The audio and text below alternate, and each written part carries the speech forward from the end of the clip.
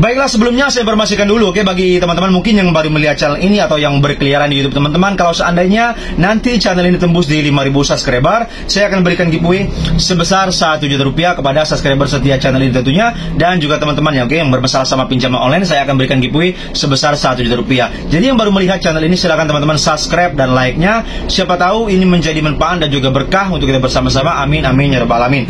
Baiklah, langsung saja kita kembali ke pembahasan. Ini ada pertanyaan dari teman kita, Bang, sebenarnya pinjaman online ini sampai kapan sih atau sampai seterusnya? Oke, bisa nggak sih pinjol ini tutup dan bisa nggak sih mereka bangkrut kalau seandainya orang terjadi banyak gagal bayar? Terima kasih Bang. Oke, saya akan jelaskan untuk pertanyaan ini, oke teman-teman. Sebenarnya oke, masalah pinjaman online ini sampai kapan atau sampai tahun kapan pun mereka bisa nggak sih tutup atau bagaimana? Kita tidak bisa memprediksi. Sampai saat ini yang ada di OJK itu ada 97, oke, pinjaman online yang aktif, oke, yang resmi OJK, oke. Nah, ini yang awalnya lebih dari 97 teman-teman, bahkan lebih dari 100. Kemarin pernah 102, oke, daftar pinjaman online di Indonesia ini. Sekarang 97, berarti sudah berapa biji yang ditutup OJK ataupun yang bangkrut. Seperti pinjaman online Investri, Indopan, oke, kemarin itu terjadi bangkrut. Berarti teman-teman semuanya, berarti mereka juga bisa bangkrut atau tutup, oke, tidak menutup kemungkinan. Kenapa bisa tutup ataupun bangkrut? Ya, namanya bisnis. Namanya bisnis itu kalau seandainya, kalau seperti pinjol ini banyak yang galbay, terjadi tidak mampu membayar ataupun kreditnya macet, ya sudah pasti mereka tidak akan cuan ataupun mendapatkan keuntungan. Sudah pasti mereka bangkrut ataupun tutup, gulung tikar, oke? Seperti itu, namanya bisnis, apapun bisa terjadi teman-teman, apapun bisa terjadi.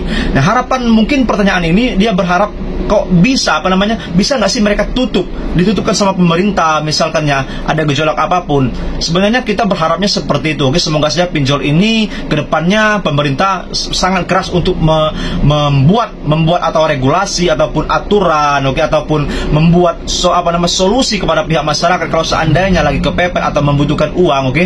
Misalkan skalanya kecil, tidak seperti di bank, ada solusinya seperti itu, oke. Bagaimanapun cara pemerintah, pokoknya menolong masyarakat yang bawah, oke, seperti itu.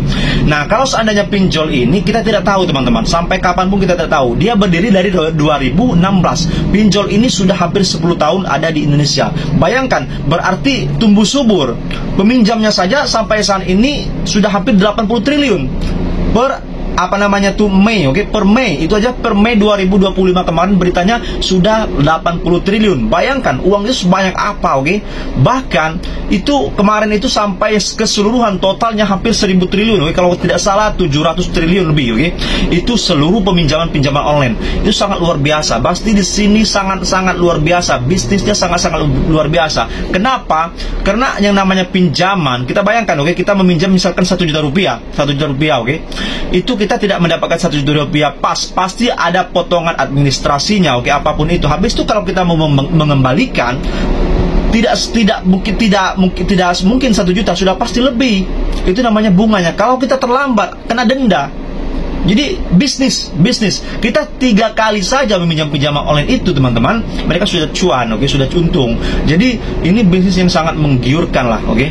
Tetapi kita sebagai masyarakat tidak mempedulikan itu. Kalau kita lagi butuh, lagi kepepet, pasti kita lari ke pinjaman online. Banyak sekali cerita-cerita dari teman-teman kita. Kalau sudah kepepet apapun itu, pinjam sana mungkin tidak ada, malu ataupun tidak enak meminjam ke teman, ke saudara, pasti larinya ke pinjol. Tidak peduli mau bunga ataupun dendanya berapapun, tidak peduli. Itu yang banyak terjadi di masyarakat, oke, tanpa sadar dampak apa kalau seandainya kita terjadi gagal bayar, kalau terjadi misalnya kredit macet, berhubungan bank tidak lagi mampu ke depannya, itu banyak sekali, oke.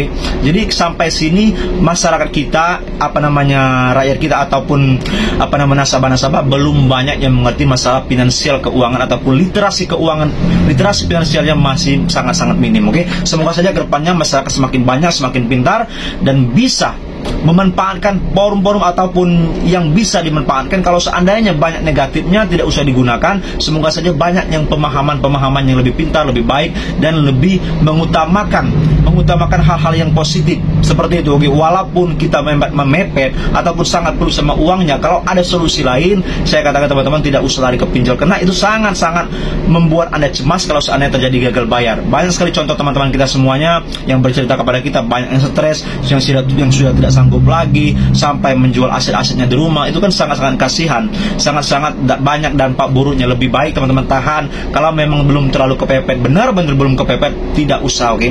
Apalagi Anda sampai mau gali lubang lagi untuk menutup yang pertama, gali lubang lagi untuk menutup yang kedua, gali lubang lagi untuk menutup yang ketiga, itu sangat riskan ataupun sangat berisiko.